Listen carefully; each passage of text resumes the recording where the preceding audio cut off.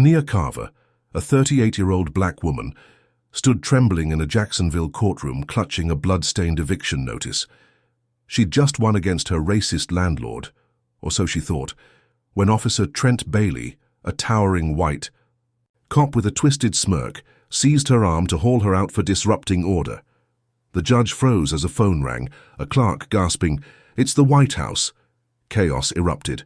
What's next for Nia? Before we dive in, let us know where you're watching from, and if you stand for justice, hit like and subscribe because tomorrow's wild twist is unmissable. 3 months before that chaotic courtroom moment, Nia Carver was just trying to keep her world together in a crumbling Jacksonville apartment building, a sagging brick relic on the edge of town where the air smelled of mildew and the walls groaned with every gust of wind. At 38, she was a single mum, a nurse who worked brutal 12-hour shifts at St. Luke's Hospital, her hands rough from sanitizing wounds and her heart heavy from raising her 12-year-old son Jamal alone. Their 2-bedroom unit was a lifeline, a cramped haven with peeling paint and a leaky faucet she'd learned to ignore, but it was home, the only stability she could offer Jamal in a life that had already thrown too many punches. She'd moved there 5 years ago after scraping together every penny from her late mother's savings, determined to give her boy a shot at something better than the chaos she'd clawed out of as a kid in Atlanta's roughest corners.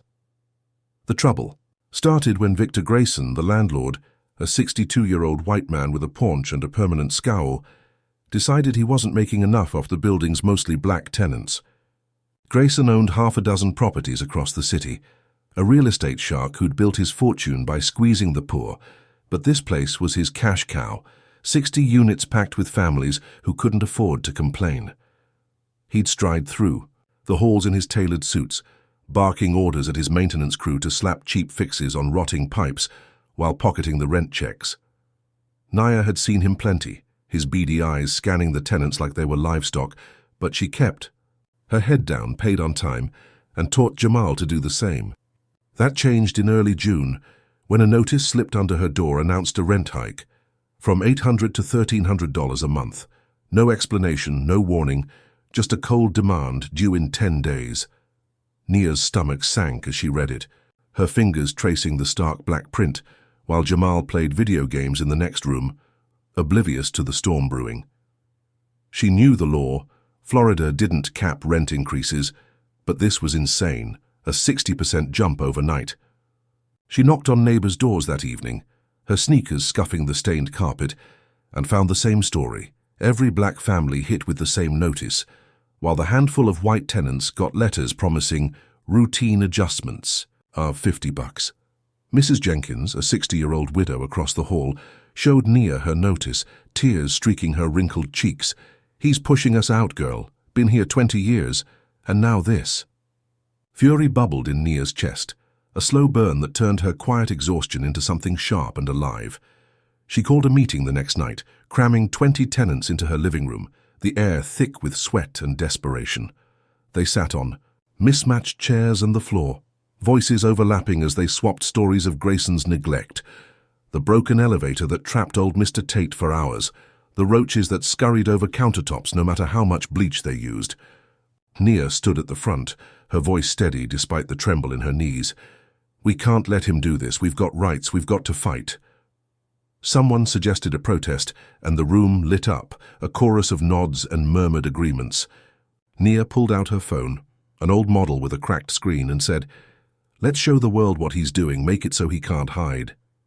2 days later, on a muggy Saturday morning, 30 tenants gathered outside the building, holding signs scrawled with marker on cardboard, "Fair rent now," and "Stop the greed." Nia led the chant, her voice hoarse but fierce. "No justice. No peace."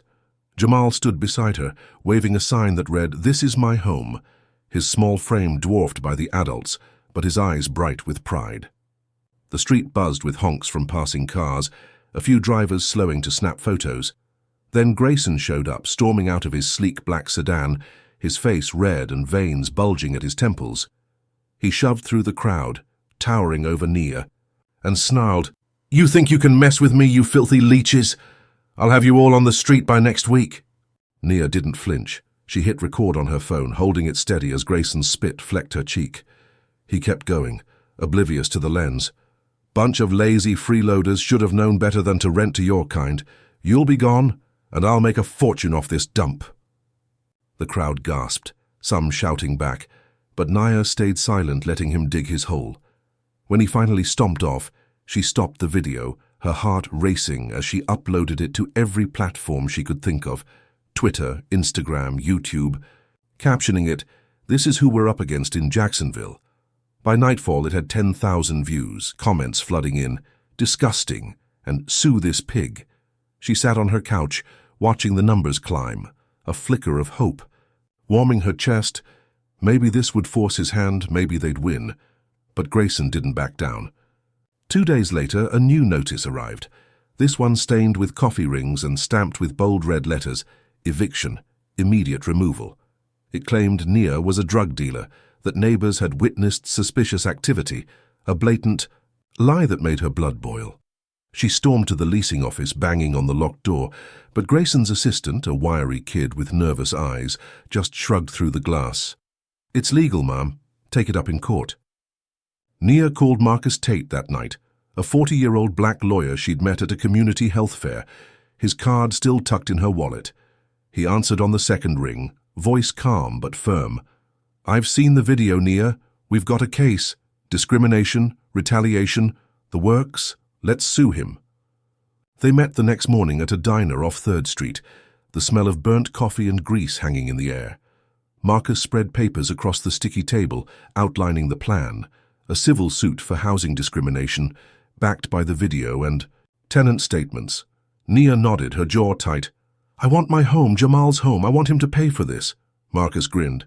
"He'll regret crossing you, trust me." She left feeling lighter, the weight of the fight shifting to something she could wield, a weapon against Grayson's greed.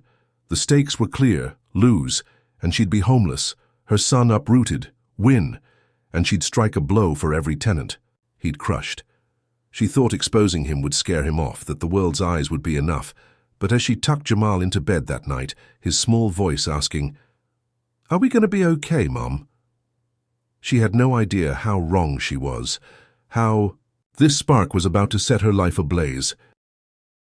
Nia Carver stepped into the Duval County Courthouse on a sticky August morning, her palms slick with sweat as she clutched a thick folder of evidence, the weight of 3 months of hell pressing against her ribs. The building loomed over downtown, Jacksonville, a grey fortress with chipped columns and a faint hum of air conditioning that did little to cut the muggy heat. Inside, the halls buzzed with nervous whispers, lawyers in wrinkled suits darting past, and families clutching rosaries, all waiting for their shot at justice. Nia wore her best navy skirt and blouse, the fabric stiff against her skin, a silent armor for the battle ahead. Jamal sat at home with Mrs. Jenkins, his wide eyes lingering in her mind as she'd kissed his forehead and promised, "We're gonna win today, baby." But would they?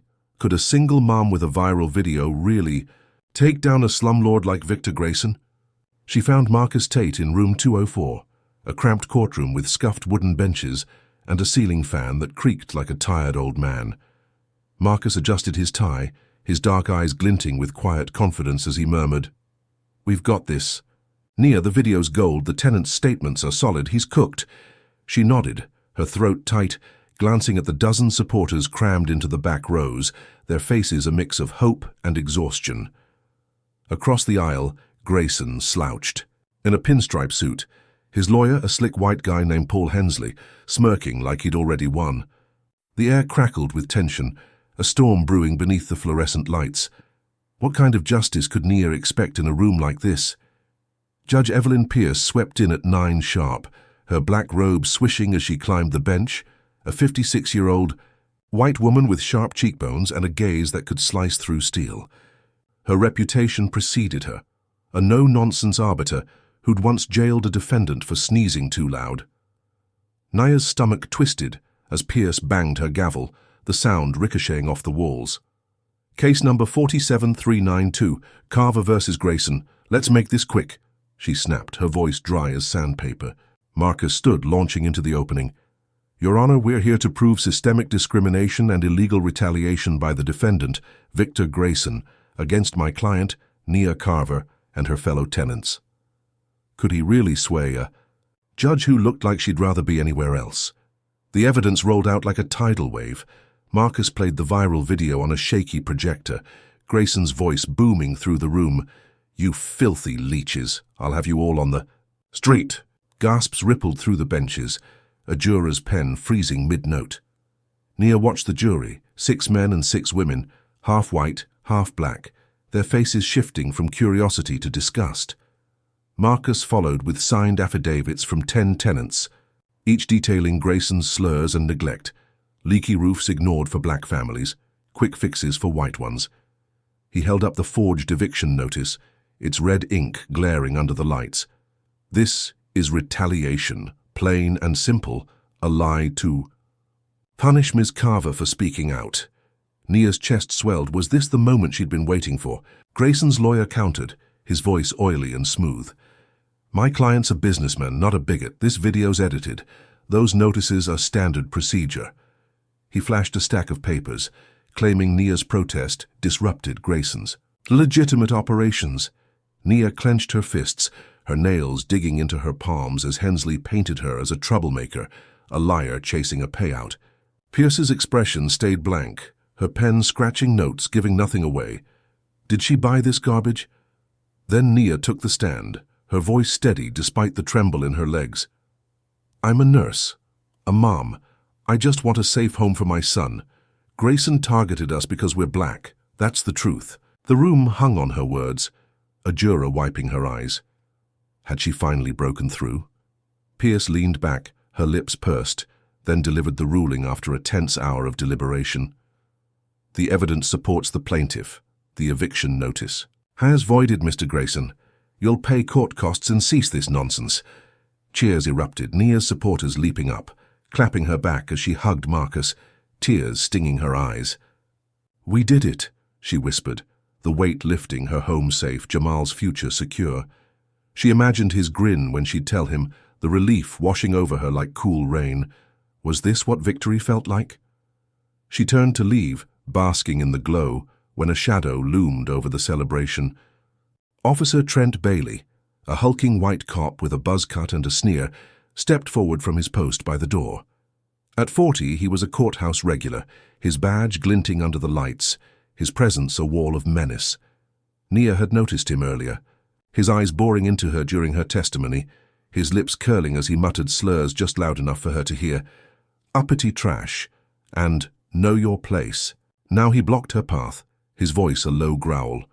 "You're disrupting order with this racket, threatening the court with that aggressive posture. I'm removing you." "What?"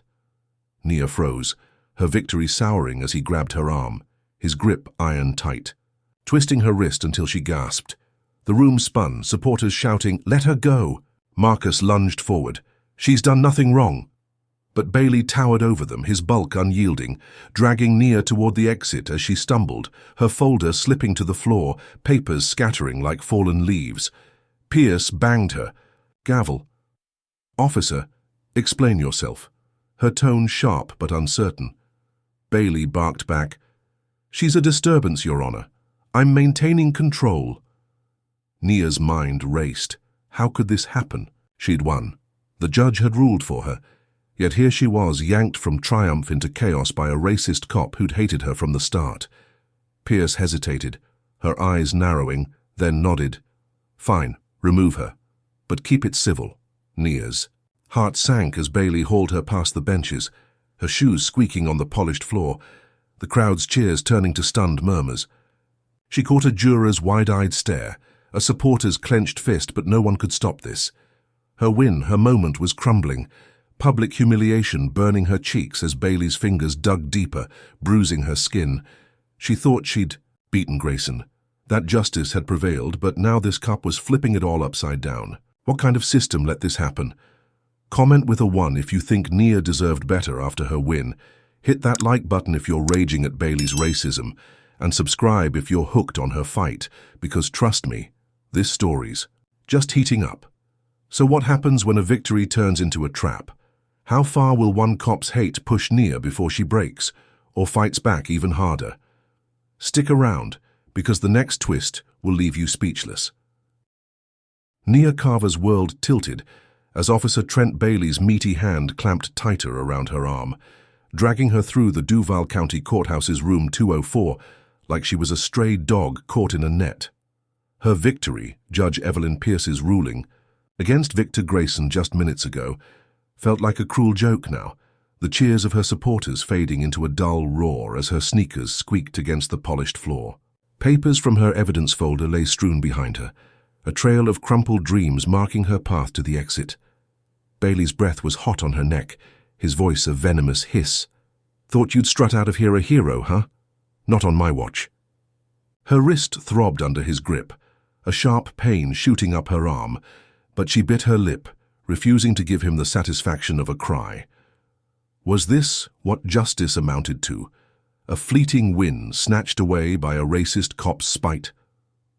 The courtroom. Doors loomed ahead, twin slabs of oak promising her expulsion into the muggy Jacksonville heat, her triumph reduced to a public shaming. Marcus Tate, her lawyer, shouted after her, his voice cracking with desperation. "Your Honor, this is outrageous. She's the plaintiff, not a criminal."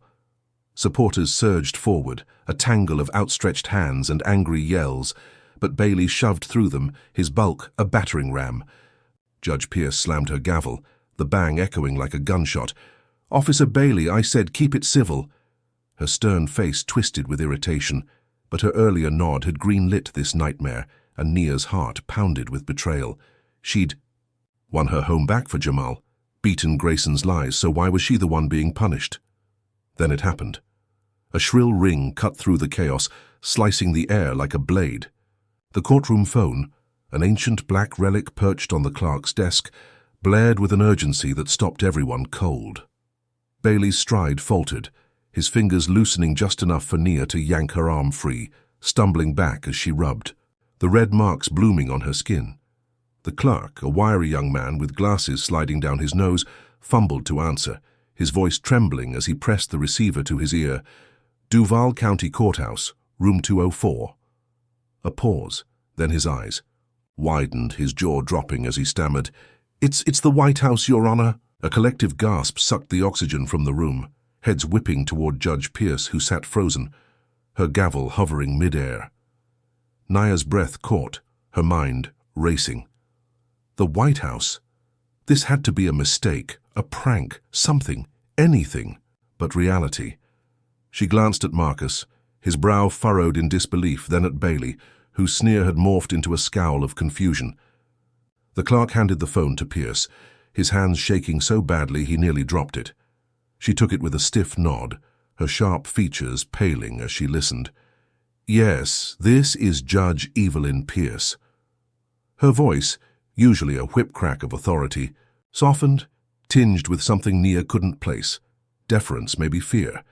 The room held its breath, the only sound the faint crackle of the line and the creak of the ceiling fan overhead. What could the White House want with a small-time housing case in Florida? Pierce's lips tightened, her eyes flicking to Nia as she murmured, "I understand. Yes, immediately." She hung up, setting the receiver down with a deliberate click, then straightened, her gaze sweeping the courtroom like a searchlight. "Officer Bailey, release Ms. Carver at once," she commanded, her tone brook no argument. Bailey's face flushed red, his jaw clenching, but he stepped back, his hands balling into fists at his sides. Nia stumbled toward Marcus, her legs wobbly, her mind a whirlwind of questions. Pierce continued, "This court has received a directive. From the Department of Justice, they've been monitoring Ms. Carver's case due to its viral exposure. They're ordering a halt to her removal and a federal review for potential bias in these proceedings." A murmur rippled through the crowd, growing into a roar of disbelief and excitement. Marcus grabbed Nia's shoulder, his voice a hushed rush. "Nia, this is insane. The feds saw your video. They're stepping in. This is a miracle." She nodded dumbly, her chest heaving as she tried to process it. The White House, the DOJ, names and powers she'd only heard on the news, now crashing into her life. Supporters clapped, some shouting, "Justice for Nia." As the reality sank in, her eviction was still voided. Grayson was still beaten, and now she had the weight of Washington behind her. She felt a surge of hope, a dizzying rush that maybe, just maybe, she was untouchable now. a shield bigger than Bailey's hate or Pierce's indifference. Pierce banged her gavel again, silencing the room. "Order, we're resuming this session, Miss Carver. Take your seat, Mr. Tate. You may proceed with any closing remarks." Nia shuffled back to the plaintiff's table, her knees weak but her spine stiffening with newfound resolve. Marcus whispered, "They're watching, Nia. This changes everything." She sat, her eyes darting to Bailey, who lingered near the door, his face a mask of barely contained fury. He glared at her, his lips curling as he muttered something under his breath, too low to hear but dripping with venom. She met his stare, refusing to flinch, thinking he'd lost, that this call had stripped his power away. The session wrapped. Quickly, Marcus reiterating the win, Pierce affirming the ruling with a terse, "Case closed, eviction voided, costs to the defendant." Nia stood, her supporters swarming her with hugs and cheers, a tide of relief washing over her. She imagined Jamal's face when she'd tell him, "We're safe, baby, and the whole country's got our back." As she gathered her scattered papers, the clerk approached, handing her a note. "DOJ contact, they'll call you tomorrow." She tucked it into her pocket, a lifeline to something bigger, something she couldn't yet grasp.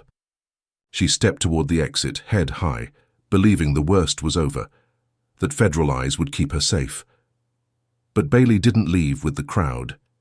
He lingered in the hallway, his boots scuffing the marble as he watched her go, his eyes narrow, slits of rage. He pulled out his phone, dialing a number with quick, angry jabs, his voice a low growl as he spoke. "Yeah, it's me. She got lucky, but this ain't over. I'll make her pay." He hung up, cracking his knuckles, a predator biding his time. Nia walked out into the sunlight, the weight of the White House call lifting her spirits, oblivious to the storm brewing behind her. She thought she'd won. That power had shifted, in her favor. But Bailey's vow hung in the air, a dark promise that her fight was far from finished.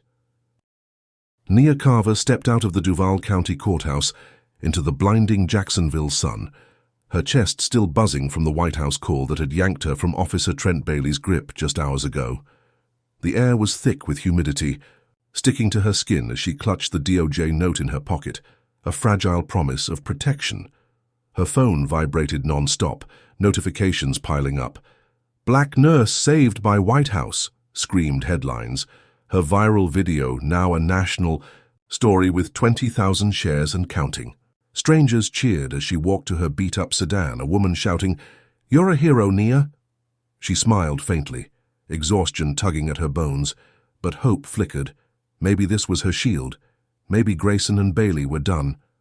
Could a single mom really turn the tide against such hate? Back at her apartment, the sagging brick building felt less like a prison now.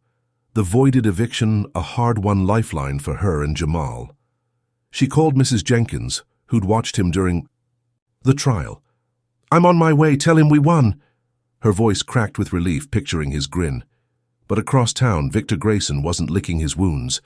Holed up in his gleaming office on Riverside Avenue, a 10th-floor perch with floor-to-ceiling windows overlooking the St. Johns River, he seethed, his fleshy face purple with rage. The courtroom loss stung, but the federal spotlight burned worse, his empire of slumlord schemes teetering under scrutiny. He slammed a fist on his mahogany desk, papers scattering, then dialed a number, his voice a low snarl. "Get me the crew. I want her gone." The crew was a local gang, a pack of 20-something thugs Grayson kept on speed dial for dirty work, intimidation, break-ins, whatever kept tenants in line. He'd used them before, smashing windows to scare off complainers, but this was personal. He met them that night in a dimly lit alley off Forsyth Street, the air reeking of garbage and gasoline. Their leader, a wiry guy named Rico with a scar slicing his cheek, pocketed $10,000 in cash, nodding as Grayson spat, "Trash. Her place, make it ugly. Send a message she can't ignore." Rico grinned. "Consider it done, boss." Nia thought the feds had her back, but could they stop a man who'd rather burn his world down than lose? Meanwhile, Trent Bailey wasn't sitting idle. After storming out of the courthouse, his blood boiling from the White House slapdown, he retreated to his cluttered precinct desk at the Jacksonville Sheriff's Office. The bullpen hummed with radios and coffee-stained chatter, but Bailey's focus was razor-sharp, revenge his only fuel. He typed up a report, fingers hammering the keys, claiming Naya had assaulted him during the courtroom scuffle, her wild flailing a threat to his safety. It was a lie, pure venom, but he backdated it, forging a witness signature from a buddy on the force. He filed it with a smirk, then called his sergeant. "Got a troublemaker, Carver. Need her picked up tonight. She's dangerous." How far? Would a racist cop go to crush a woman who dared to win? That evening, Nia pulled into her parking lot, the sky bruising purple as dusk settled. She climbed the creaky stairs to her third-floor unit, dreaming of a hot shower and Jamal's hugs. But the door hung ajar, splintered wood jutting from the frame. Her heart stopped, a cold sweat prickling her neck as she pushed inside. The apartment was a war zone. Furniture flipped, cushions shredded, glass crunching underfoot. Red paint dripped across the walls. "Get out," scrawled in jagged letters, a knife still stuck in the plaster beside it. Her TV lay smashed, Jamal's. Video games strewn like confetti. She choked on a scream, spinning to call Mrs. Jenkins. "Is Jamal okay?" The old woman's voice shook. "He's here, safe, thank God. What's wrong?" Nia's relief was fleeting. Grayson's stench was all over this. Before she could dial Marcus, headlights flared outside, tires screeching as 3 patrol cars roared into the lot.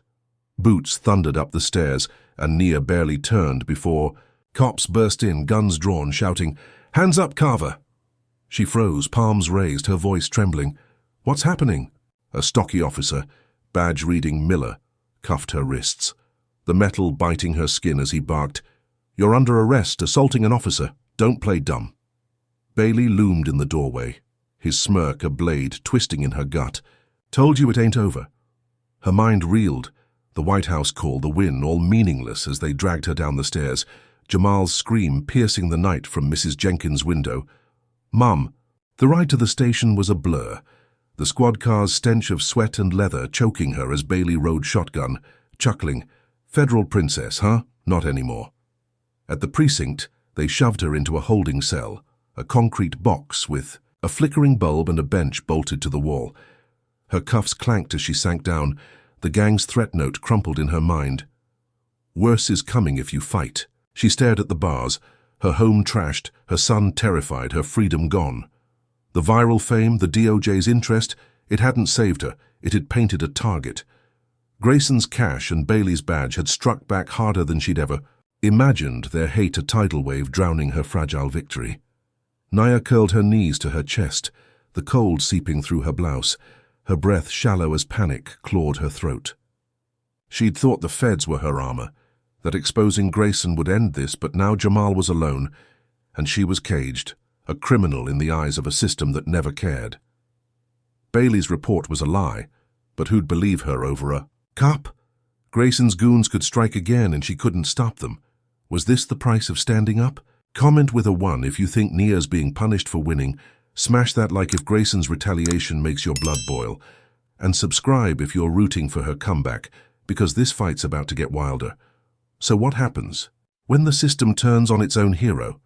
Can Nia claw her way out of this trap, or will Bailey and Grayson bury her for good? Stay tuned, because the next blow will hit harder than you think. Nia Carver slumped against the cold concrete wall of her holding cell in the Jacksonville Sheriff's Office, the flickering bulb overhead casting jagged shadows across her bruised wrists. The air stank of bleach and despair, a sour mix that clung to her lungs as she replayed the night's chaos, her trashed apartment, Jamal's scream, Officer Trent Bailey's smirk as he'd locked her in. Her arrest for assaulting him was a lie, a venomous stitch-up, but here she was, caged like an animal, the White House call a distant echo drowned by the clank of steel bars. Her navy blouse was torn at the shoulder, her skirt wrinkled. From the squad car's rough seats and her body ached, but her mind burned sharper. How could victory turn so rotten so fast? The cell block buzzed with low voices, other detainees muttering through the walls, a drunk slurring curses, a woman sobbing softly. 2 guards patrolled the corridor, their boots thudding on the linoleum, their faces hard and unfamiliar. The taller one, a lanky white guy with a patchy beard, stopped by her cell, peering through the bars with a grin that made her skin crawl. "Well, well, White House princess," he drawled, his voice dripping with mockery. "Big shot now, huh? Guess fame don't mean much in here." Nia glared back, her jaw tight, refusing to let him see her crack. "I need a phone call," she said, her tone steady despite the tremble in her chest. He laughed, a sharp bark. "Not tonight, princess. Orders say you sit tight." She pressed her palms to the bench, the metal icy against her skin, and demanded, "I've got rights. I need to call my lawyer. My son's out there." The second guard, a squat man with a buzz cut, joined in, his eyes glinting with malice. "Rights? You assaulted a cop, sweetheart. You're lucky we don't toss you in solitary." Nia's stomach twisted. Bailey's fake report had spread, like poison, turning the precinct against her. She thought of Marcus Tate scrambling somewhere to fix this, but without a call she was cut off, a lifeline severed by racist hands. Jamal's face flashed in her mind, alone with Mrs. Jenkins, scared, maybe hurt, and she choked down a sob. Was this how they'd silence her? Hours crawled by, the bulbs hummed drilling into her skull, her hope fraying with every passing minute. She paced the 6x8 cell, 3 steps one way, 3 back, her sneakers scuffing the grimy floor. Then the lanky guard returned, his boots echoing louder this time, a sly grin curling his lips. He slid a small object through the bars, a cheap burner phone, its plastic scratched and warm from his pocket. "Special delivery," he whispered, winking. "Don't say we never did you no favors." Nia stared at it, suspicion coiling in her gut. "Who's this from?" He shrugged. "Some friend. Use it quick. I ain't watching." Her fingers hesitated, then closed around it, a desperate chance to reach Marcus, to check on Jamal. She dialed Marcus's number, her heart pounding as it rang, his voice crackling through. "Nia, where are you?" she whispered. "Jail. Bailey framed me. Assault. It's all lies. They won't let me call. Jamal's with Jenkins. I don't know if he's safe." Marcus cursed. "I've got the report. It's fake. Timestamps don't match. I'm filing now. Hang on." Relief flickered, but before she could reply, boots stomped closer, the squat guard bursting in. "What's that?" He snatched the phone, his face twisting with fake outrage. "Contraband, huh? You're done, Carver." Nia lunged. "It's not mine. He gave it to me." But the lanky guard smirked. "Never seen it before. She's lying." The trap snapped shut. They dragged her to a desk, the burner phone slapped onto a report as evidence. The squat guard typing furiously. "Inmate Carver caught with illegal device, flight risk, extend detention." Nia's protests drowned in their laughter. "Should have stayed quiet, princess." She realized too late. This was Grayson's doing, a gift from the slumlord through his cop cronies, a setup to bury her deeper. Her fists clenched, nails digging into her palms, but she was powerless. The cell door slamming shut again, her brief hope crushed under their boots. How could she fight when every move was rigged? Then the real blow landed. A call crackled over the guard's radio, a dispatcher's voice cutting through the static. "Jenkins residence, kid missing, 12-year-old male, name Jamal Carver." Nia's knees buckled, her scream tearing from her throat. "No, no, no!" She pounded the bars, the metal rattling as the guard spun, startled. "Where's my son?" she roared, her voice raw, tears streaming down her cheeks. The lanky guard shrugged. "Not our problem, lady." But his smirk said he knew more. The squat one leaned in, his breath sour. "Guess you pissed off the wrong people, huh? Should have kept your mouth shut." Nia's world shattered, Jamal gone, snatched by Grayson's goons, the threat note's promise now a living nightmare.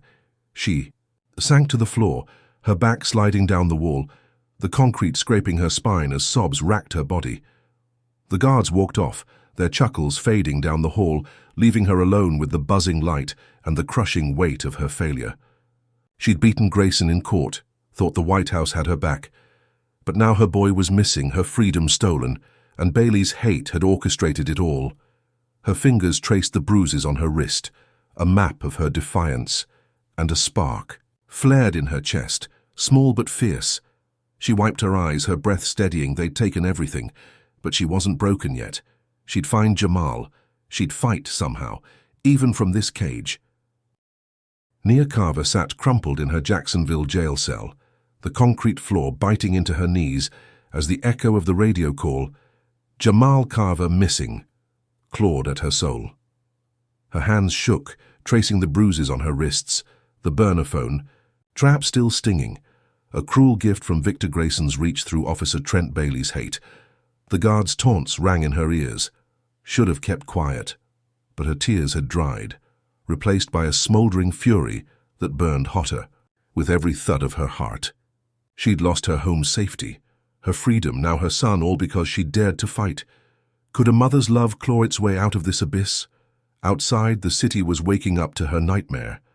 By dawn, word of Nia's arrest and Jamal's disappearance hit social media like a thunderclap, her viral video reborn with hashtags #ReconFree Nia, a justice for Jamal. Black activists flooded the streets, 100-strong gathering outside the sheriff's office, their voices a roaring tide. No peace without Nia. Signs bobbed above the crowd. End racist cops and Where's Jamal painted in bold red. News vans rolled in, cameras catching the chaos as protesters blocked Bay Street, horns blaring in solidarity. A young woman with a megaphone, skin dark as midnight, shouted, "They can't silence us, Nia's our sister, we fight for her." Was this the spark to break her chains? Inside the precinct, Marcus Tate worked like a man possessed. His suit rumpled from a sleepless night as he hunched over his laptop in a borrowed office. He'd seen the burner phone report, smelled the setup, and dug into Bailey's lies, timestamps off by hours, a witness signature that didn't match.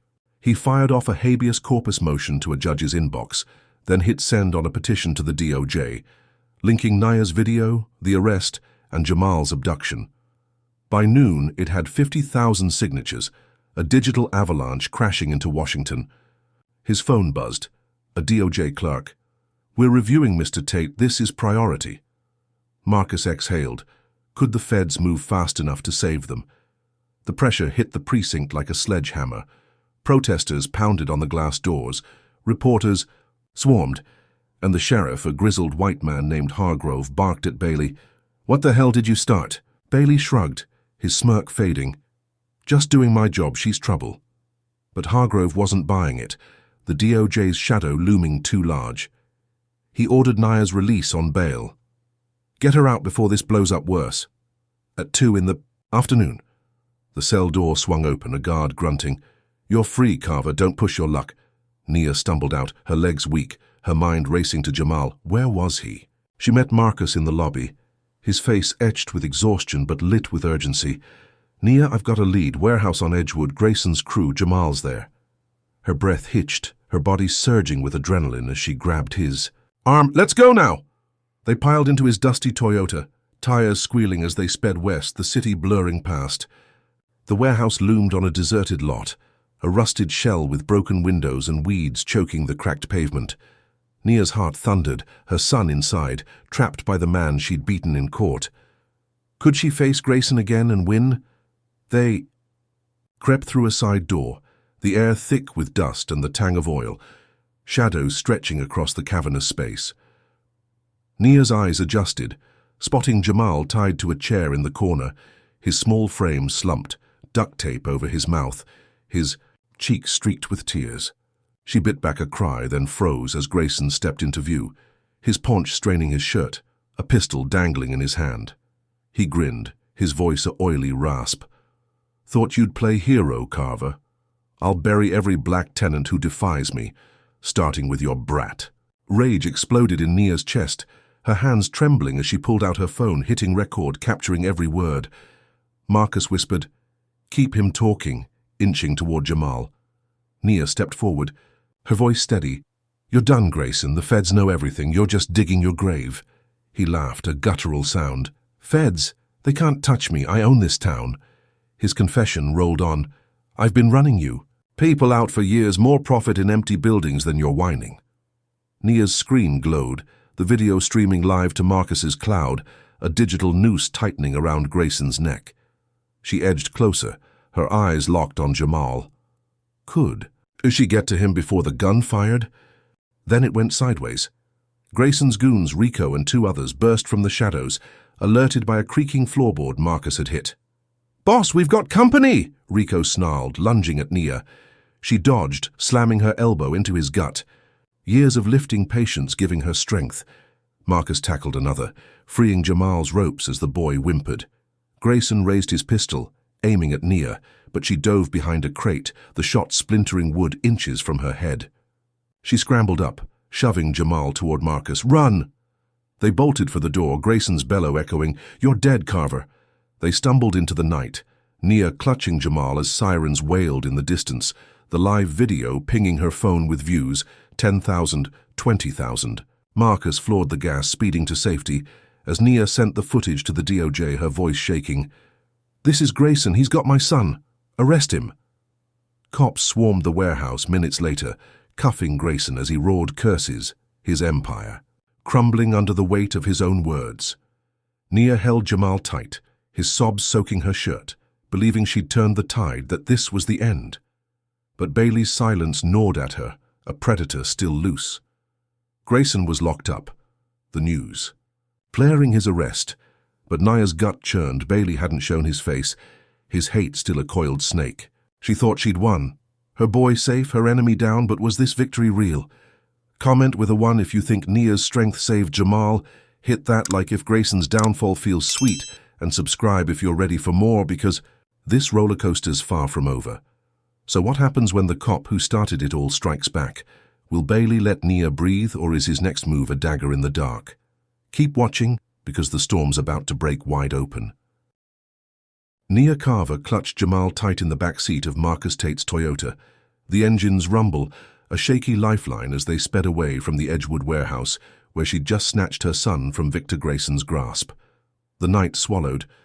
Jacksonville whole, streetlights flickering like dying stars, the air thick with the tang of exhaust and her own sweat-soaked fear.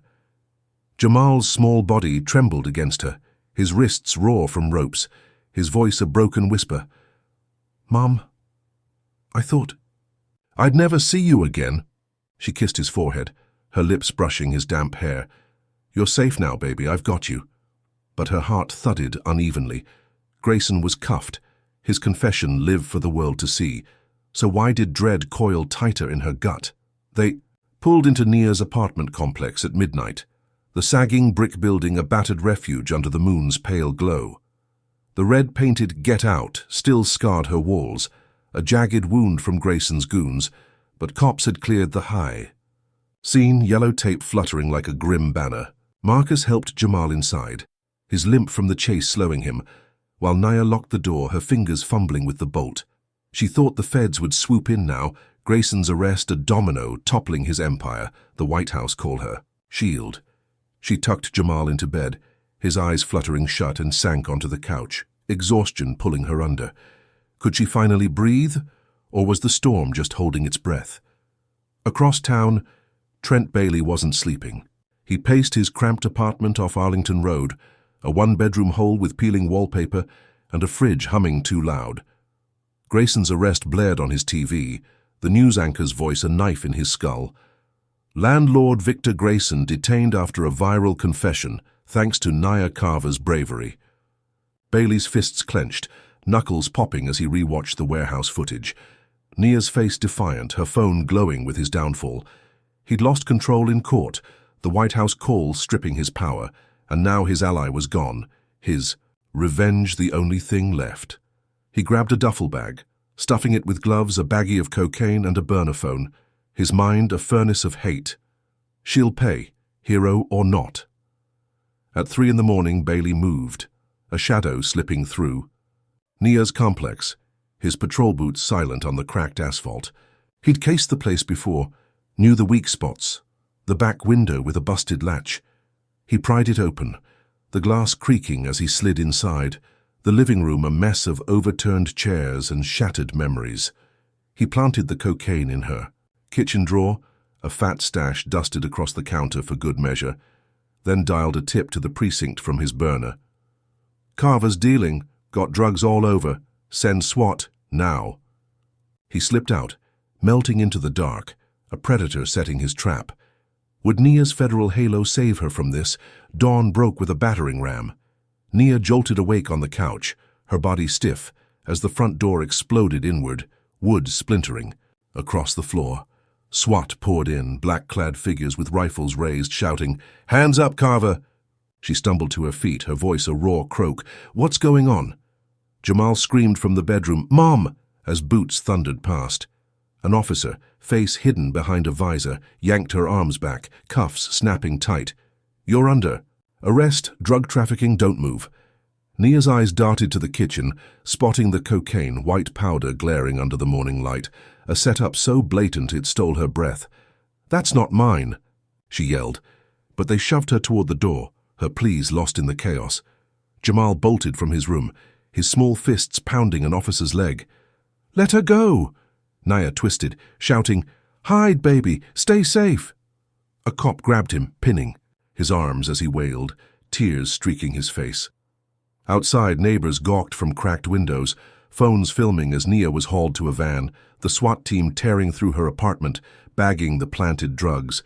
Bailey watched from a parked cruiser across the street, his smirk a cold slash, the body cam on his chest rolling, edited later to show Nia resisting, her stumble twisted into a lunge.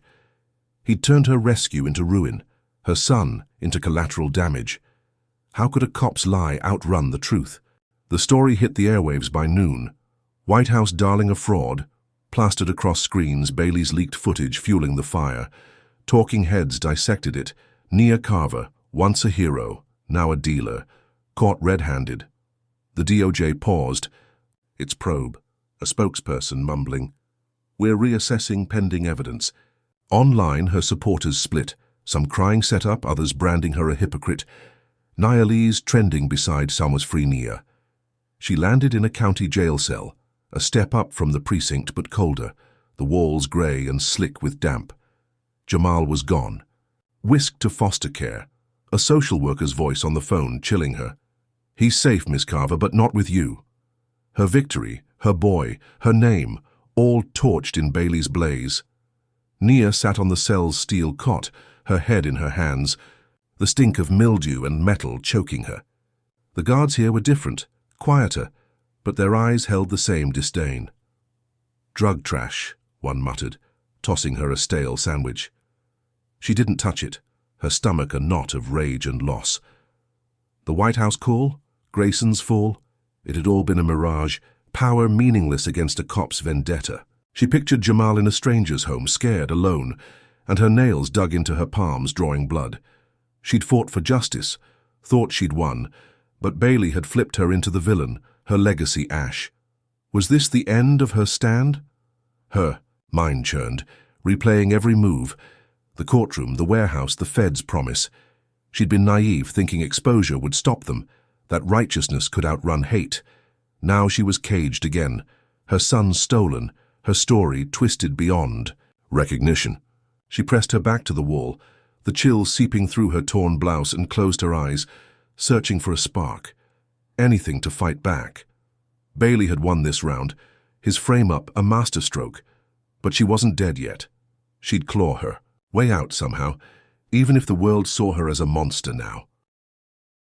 Nia Carver sat on the steel cot in her county jail cell, the damp grey walls closing in, as the stench of mildew and defeat choked her lungs. Her wrists bore the ghosts of cuffs, her torn blouse, a ragged flag of her fall, framed by Officer Trent. Bailey as a drug dealer, her son Jamal ripped away to foster care. The TV in the guard station blared through the bars. Nia Carver, White House hero turned fraud, the words a sledgehammer to her soul. She'd beaten Grayson, thought. The feds had her back, but Bailey's planted cocaine and leaked footage had torched her life, her legacy a smoldering ruin. Could a single spark of truth pull her from this pit? Outside, Jacksonville simmered under a late August sun, the city's pulse quickening as Nia's story twisted into a national scandal. Protesters dwindled, doubt creeping in, but a new player emerged from the shadows. Lena Ortiz, a 26-year-old rookie cop, had watched Bailey's swagger for months, her gut churning at his slurs and late-night whispers. She'd been on shift during Nia's SWAT raid, seen the glee in his eyes, and now, with Jamal gone and Nia caged, guilt gnawed at her. She slipped into O'Malley's pub that night, a dive off Main Street where cops unwound, the air thick with beer and smoke. Bailey was there, sprawled in a booth, his buzzcut gleaming under neon lights, bragging to three buddies over whiskey shots. Lena lingered at the bar, her dark ponytail tucked under a cap, her phone hidden in her palm, recording. As Bailey's voice cut through the din, "Framed that Carver woman good, planted the stash myself, she's done, White House or not." His laugh was a guttural roar, taught her to stay in her lane, uppity trash. The others chuckled, one slapping his back. "You're a legend, Trent." Lena's stomach turned, her fingers tightening around the device as she captured every word, a confession that could flip this nightmare. She slipped out, heart pounding, and texted Marcus Tate from her car. "Got something big, meet me now." Could one cop's courage undo another's hate? Marcus met her an hour later in a deserted lot off Phillips Highway, the Toyota's headlights, cutting through the dark as gravel crunched underfoot. Lena handed him the phone, her voice low. "Bailey's bragging. It's all here. He set her up." Marcus played it, his jaw tightening as Bailey's words spilled out, raw and unfiltered. "This is gold, Lena," he said, eyes blazing. "You're risking everything. Why?" She shrugged. "Saw my mum treated the same. Couldn't stomach it anymore." He nodded, uploading the clip to a secure drive, then leaked it to a local news blog, Justice Watch, with a burner email. Truth about Nia Carver. By morning it was everywhere, 10,000 views, then 50, a viral bomb detonating Bailey's lie. The DOJ jolted awake, a senior official in D.C. slamming his desk as the video hit their screens. "This is a disgrace. Reopen Carver's case now." Phones rang off the hook, pressure mounting as protests reignited. 1,000 voices outside the jail. "Free Nia now." News anchors pivoted. Shocking audio exposes cop's frame-up. Is Nia Carver innocent? Bailey's precinct scrambled, Sheriff Hargrove suspending him on the spot. "You're off duty, Trent. This is a mess." Bailey stormed out, his face a mask of fury, but the tide had turned. At noon, a judge signed Nia's release, the cell door creaking open as a guard grunted, "You're out, Carver. Don't ask me how." Nia stumbled into the sunlight, her legs shaky. Marcus waiting with a grin. "Lena's tape did it. You're clear." Charges dropped. She hugged him, tears spilling as Jamal ran from a social worker's car, his small arms wrapping around her waist. "Mom!" Her heart swelled, his warmth a lifeline, the crowd roaring as she lifted him high, a symbol of defiance reborn. News crews swarmed, mics thrusting forward. "Nia, how's it feel to be free?" She smiled, voice steady. "Like I can breathe again, but it's not over." Protesters chanted her name, signs waving, "Hero Nia," her reputation clawing, back from the ashes. She thought the nightmare was done, Bailey's hate buried under his own words. But Bailey wasn't finished. He watched the release on a bar TV, his suspension a fresh wound, his fists shattering a glass as Nia's face filled the screen. He slipped into an alley, dialing a number, his voice a growl. "Get me Ortiz, she's..." "Next." Hours later, Lena vanished from her apartment, snatched by Bailey's hands, a rag over her mouth as she kicked, then stilled. He dragged her to a basement off Kernan Boulevard, a damp hole with dripping pipes, tying her to a chair, her eyes wide with terror. He texted Nia from Lena's phone, a photo of her bound, blood trickling from her lip, captioned, "You're next." Nia's phone buzzed as she tucked Jamal in, the image stealing her breath, her victory crumbling into terror. She stared at the screen, her hands trembling, Lena's face a mirror of her own fear, Bailey's cruelty a relentless tide. She'd been freed, her name cleared, but now her ally was his prey, a message that her fight had a cost. Marcus grabbed the phone. "We'll get her, Nia. He's desperate." But her chest tightened, the crowd's cheers a hollow echo. Bailey was cornered, but cornered beasts bite hardest, and she'd underestimated him before. Was freedom just a pause before the next blow? Comment with a 1 if you think Lena's bravery turned the tide. Hit that like if Bailey's desperation chills you, and subscribe if you're with Nia to the end, because this battle's heating up fast. So what happens when a cop's vengeance takes a deadly turn? Can Nia save Lena, or will Bailey's next strike shatter her for good? Stay locked in, because the stakes just soared to a whole new level. Nia Carver stood frozen in her Jacksonville apartment, the dim glow of a single lamp casting long shadows across the room as her phone trembled in her hand, the photo of Lena Ortiz bound and bloodied searing into her mind. Bailey's text, "You're..." Next was a dagger twisting in her gut. Her victory over Grayson and her jail release just hours ago now a cruel tease. Jamal slept in the next room, his soft snores a fragile tether to sanity.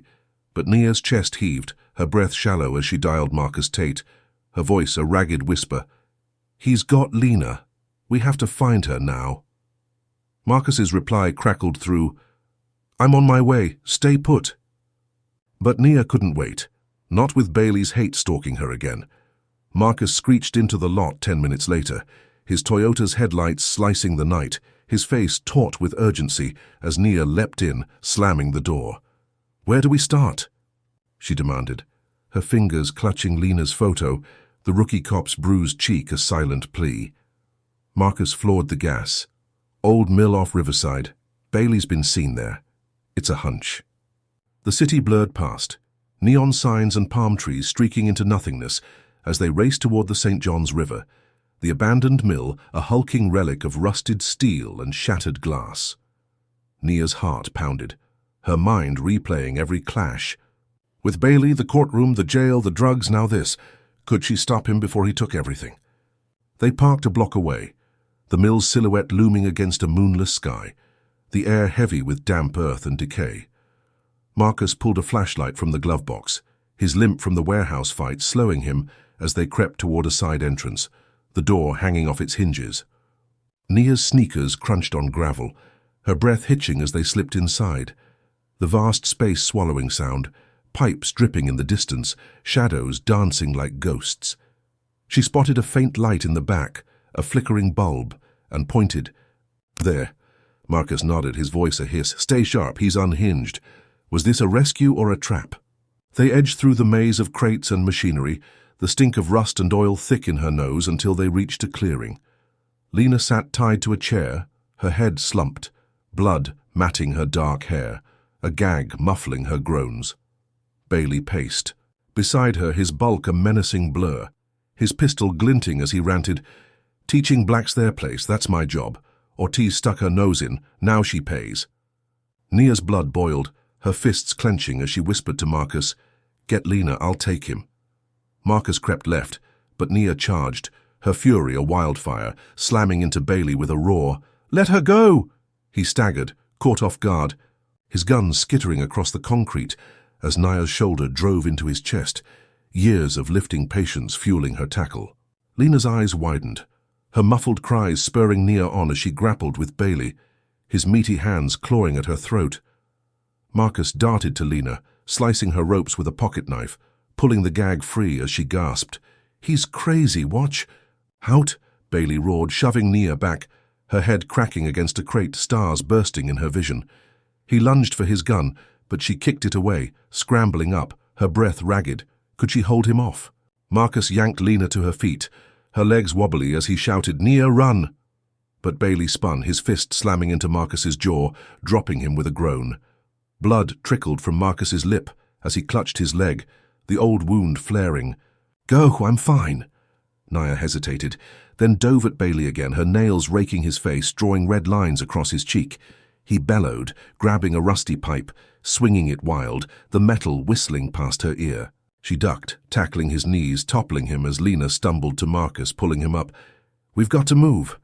Bailey hit the ground hard, his breath a wheeze, but he rolled, snatching his gun from the shadows.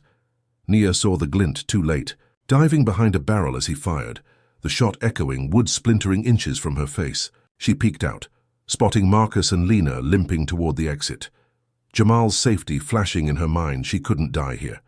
She bolted after them, Bailey's second shot grazing her arm, a hot sting that made her stumble but not stop.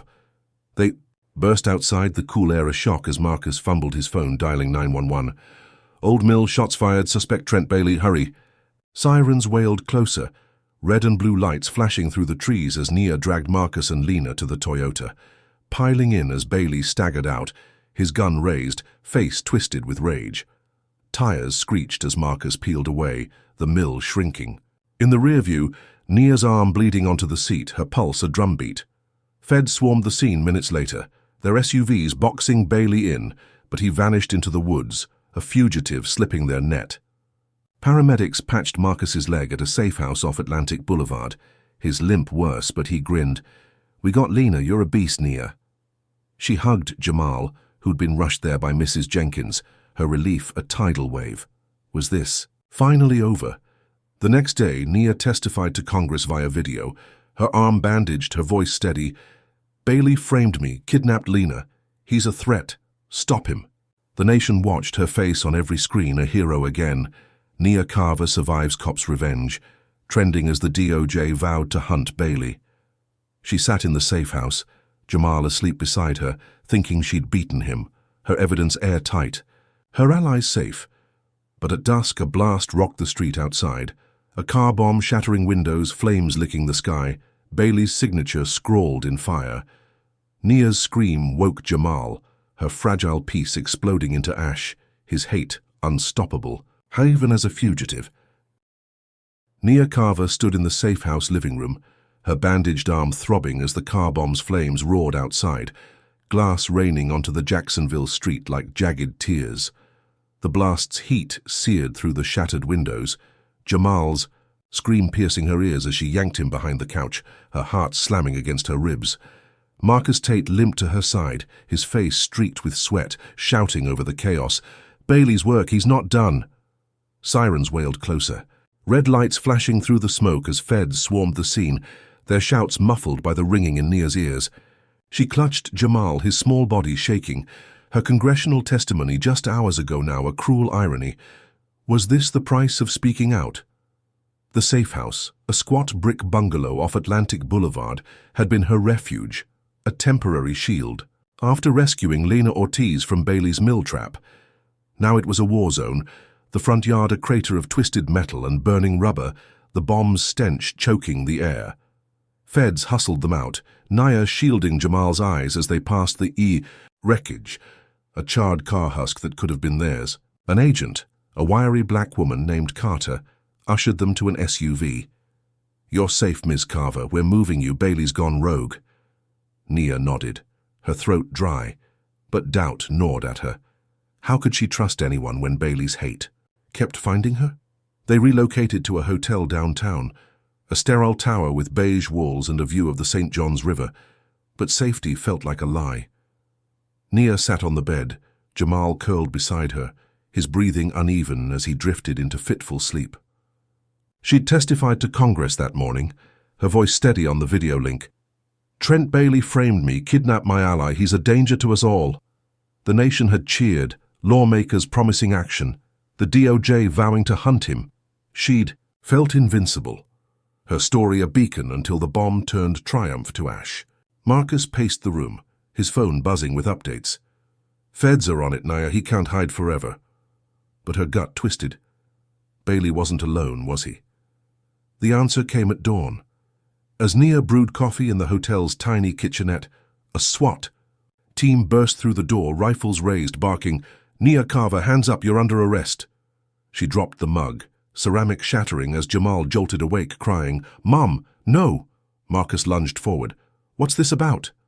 A burly white officer, badge glinting, snapped, "Bombing outside the safe house. She staged it, sympathy ploy." Nia's knees buckled, her voice a rasp. "That's insane, Bailey did it!" But they cuffed her, metal biting her wrists, dragging her mid-testimony's echo, her congressional plea still fresh on TV screens. The precinct was a hive of chaos, cops glaring as they shoved her into an interrogation room, a steel box with a one-way mirror and a table scarred by years of lies. An agent, older, grey-haired, leaned in. "Evidence says you rigged the bomb, Carver. Prints on the wreckage. Witnesses saw you near the car." Nia's jaw dropped. "That's a lie. I was inside, saving my son." He slid photos across her fingerprints somehow on a gas can, a blurry figure in a hoodie tagged as her. She recognized the setup, Bailey's allies, a racist clique in the force, twisting reality again. Jamal was gone, snatched to foster care once more, a social worker's cold call confirming, "He's secure, Ms. Carver, not with you." News exploded. "Nia Carver bombed own safe house." Headlines screamed, public opinion fracturing, some crying frame-up, others damning her as a fraud. The DOJ wavered, a spokesperson mumbling, "We're reviewing new claims." Their probe stalling as Bailey's clique fed lies, a sergeant named Walsh leading the charge. His smirk, a twin to Bailey's. Nia sat in a max security cell, a concrete tomb with a slit window and a cot harder than stone, her hope unraveling. Bailey surfaced via smuggled notes, slipped under her door by a guard. "You'll rot while I win," scrawled in jagged ink, his hate a living thing even as a fugitive. She stared at the walls, her breath shallow, the system she'd trusted, turning on her again. The White House call, Grayson's fall, Lena's tape, all meaningless against this clique's power, her hero status a noose. Jamal was out there scared, alone, and she was caged, her congressional allies drowned out by Walsh's fabricated evidence. She pressed her palms to her face, tears soaking her fingers. Had she fought this far just to lose everything? But defiance flickered, a stubborn ember in her chest. She grabbed a shard of broken cot frame, her hands trembling as she carved a plan into her arm, shallow cut spelling escape, Jamal, a fight. Pain sharpened her focus. She wouldn't break, not yet. The cell's chill seeped into her bones, her bloodied arm a map of resolve as she traced the cuts, whispering, "I'll get you back, baby."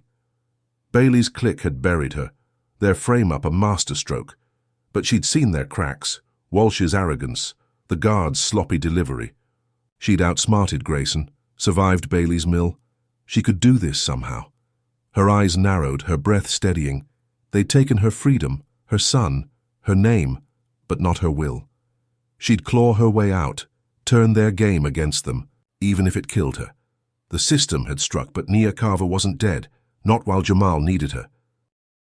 Nia Carver sat in her max security cell, the concrete walls slick with damp, as she traced the jagged cuts on her arm. Escape, Jamal, fight, etched in blood and resolve. The Jacksonville County Jail was a fortress of steel and silence, the slit window mocking her with a sliver of grey sky, the air stale with sweat and despair.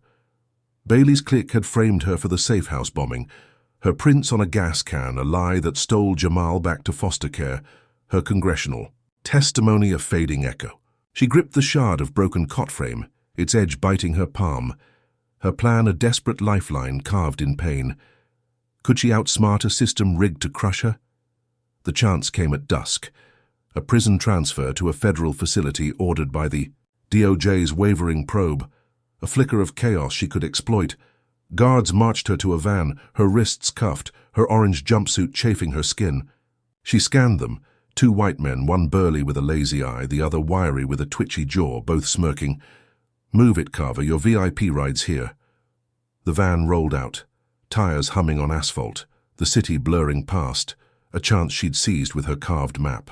She twisted her hands, the cuffs loose from hours of subtle work, her nurse's fingers nimble despite the ache, until they slipped free, clanking softly to the floor. The wiry guard glanced back. "What's that?" Nia lunged, slamming the shard into his neck, a shallow jab that spurted blood as he yelped, the van swerving. The burly one cursed, reaching for his baton, but she tackled him, her weight pinning his arm, her knee driving into his gut. He wheezed, "Crazy bitch," as she wrestled the keys, unlocking the rear door with a kick, tumbling onto the roadside as the van screeched to a halt. She bolted into the woods off I-95, branches snapping underfoot, her lungs burning, the guard's shouts fading as dusk swallowed her trail. Was this freedom or a death sentence? She ran for hours, her jumpsuit torn, her feet bleeding, until she reached a payphone at a gas station, its neon buzz a beacon in the dark. She dialed Marcus Tate, her voice a rasp. "It's me, I'm out." "Where's Jamal?" Marcus's reply was urgent. "Foster home on Oak Street, Bailey's got him, trailer off Old Kings Road, Lena's tracking." Nia hung up, stealing a hoodie from a dumpster to mask her prison garb, her mind a steel trap, Jamal her only goal. She hitched a ride with a trucker, a grizzled man who didn't ask questions, dropping her near Oak Street at midnight, the city, quiet but alive with her pulse. The Foster home was a peeling ranch house, lights off, a chain-link fence sagging around it. Nia crept through the yard, peering through a window, spotting Jamal curled on a cot, his face pinched with fear. She tapped the glass, his eyes snapping open, a silent gasp as he mouthed, "Mom!"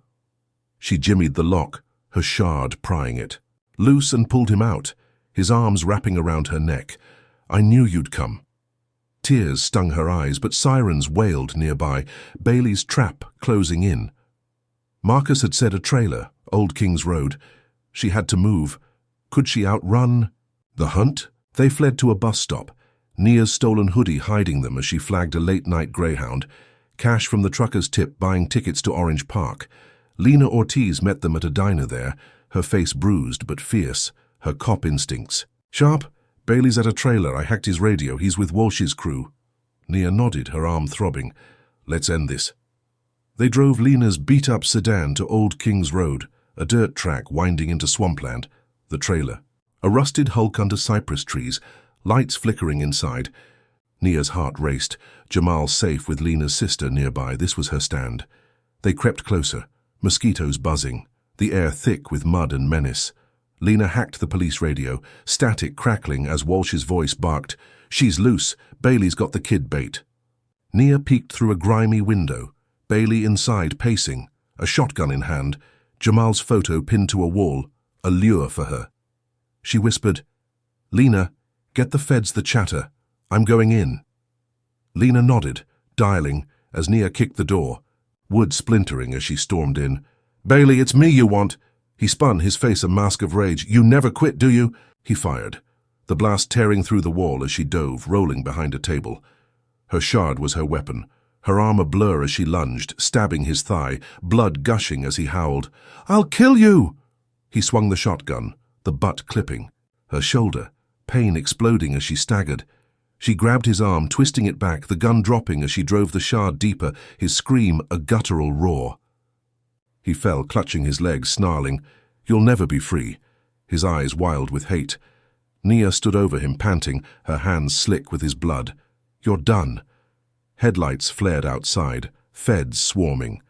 Lena's call a lifeline. Agents cuffing Walsh's clique as they screeched up in a cruiser. Too late to save their rogue.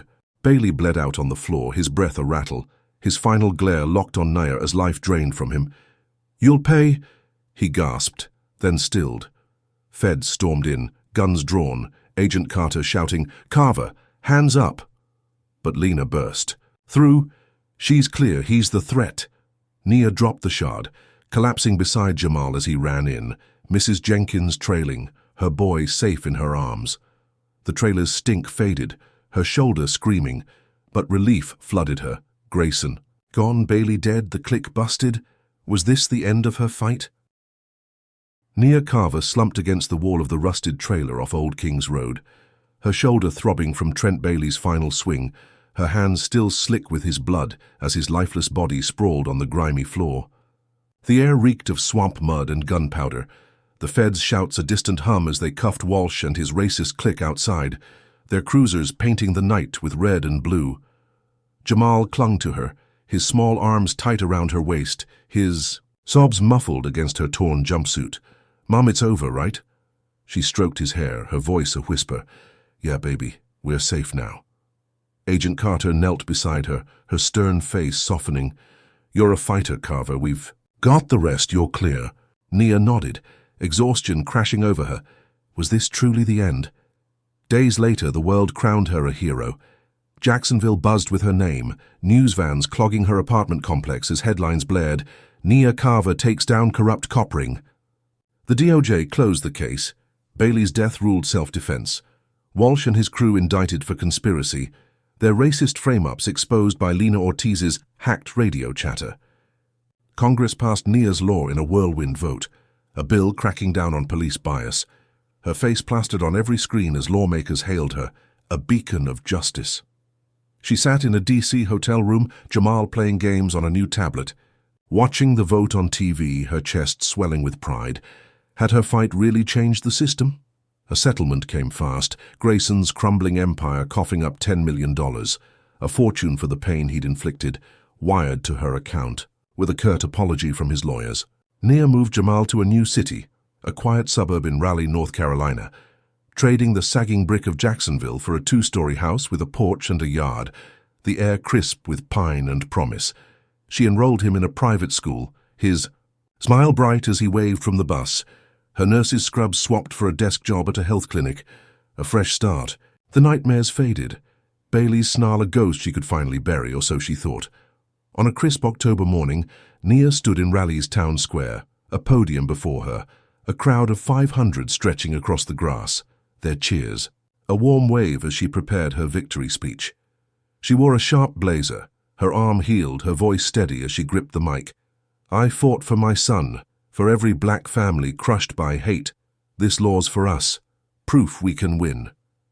Jamal beamed from the front row, Mrs. Jenkins beside him, her supporters waving signs. Nia's voice lives.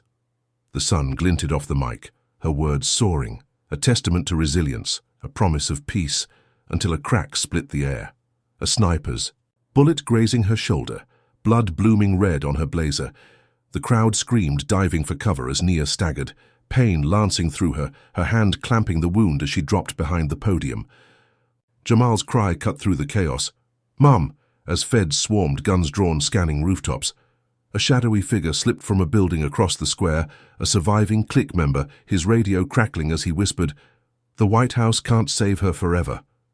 Nia's vision blurred, her breath ragged, the warm trickle of blood soaking her sleeve as agents rushed her to an ambulance, Carter's voice sharp, "We'll find him, stay with me." Was this her reward for winning? An endless war? She lay on the stretcher, Jamal's hand in hers, his tears splashing her cheek as paramedics worked, the siren wailing into the Raleigh dusk. The crowd's roar faded. Her triumph flipped into a chilling nightmare, the bullet a message that racism's roots ran deeper than laws could reach. She'd beaten Grayson, killed Bailey, toppled the clique, but this shadow lingered, a reminder. Her fight wasn't over. Her eyes fluttered shut, her grip on Jamal tightening, a vow forming in her fading thoughts she'd rise again, no matter how many bullets came, because giving up wasn't in her blood. Nia Carver's journey teaches us resilience in the face of relentless injustice. Her story shows that standing up against systemic racism, even when it wears a badge or wields power, demands unwavering courage. From her viral protest to the courtroom win, Nia proved one voice can spark change, yet the White House call and federal support weren't enough to shield her from retaliation. Bailey's hate and Grayson's greed reveal how deeply entrenched bias can strike back, turning victories into traps. Her escape from jail and final showdown underscore that survival often hinges on grit and ingenuity, not just hope. The sniper's bullet at her triumph's peak drives home a brutal truth. Justice is a battle, not a finish line, and every win carries a cost. Nia's refusal to break, even as her son's safety hung in the balance, highlights the strength found in love and defiance. Her tale urges us to question who the system protects and who it punishes, pushing us to fight for equity beyond laws. On paper, what can we take from Nia? That change starts with us, but it's a war fought daily against odds that never fully relent. So, what's your lesson from her struggle? Comment below if her fight inspires you. Hit like if you're moved. Subscribe for more stories of grit, and share to spread her fire. Thanks for joining this ride. May you find your own strength to stand tall.